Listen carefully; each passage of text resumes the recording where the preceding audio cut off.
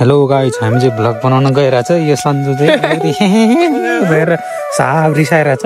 उता के भन्छ दाउरा लिन जाँदाखेरि पनि एकदम के भन्छ तामाङ भाषाबाट भन्छ नि त्यो के निगला होइन त्यस्तो भइरहेछ हो। हेर्नुहोस् त हामी दाउरा लिएर आउँछौँ न भने त नानी भाइले लैजा नानी बाबा आइसक्यो हेर्दैन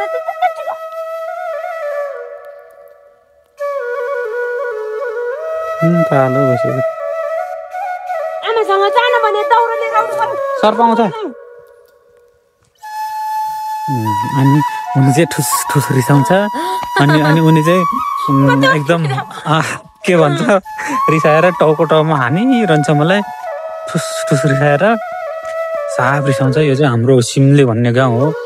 हाम्रो सिमले गाउँको चाहिँ गणेश थुम्बा भन्छ यो ठाउँलाई चाहिँ। हजुरहरू पनि हेर्न सक्नुहुन्छ एकदम रमणीय दृश्य छ। यहाँ चाहिँ हाम्रो चक्र सरहरू बस्नुहुन्छ।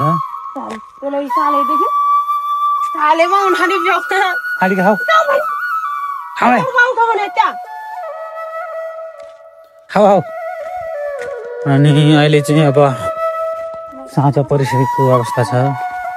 अब हजुरहरूलाई कस्तो लाग्छ आफ्नो सल्लाह सुझाव दिँदै गर्नु होला। मेरो युट्युब च्यानललाई चाहिँ लाइक कमेन्ट सेयर सब्सक्राइब गरिदिनु होला भन्दै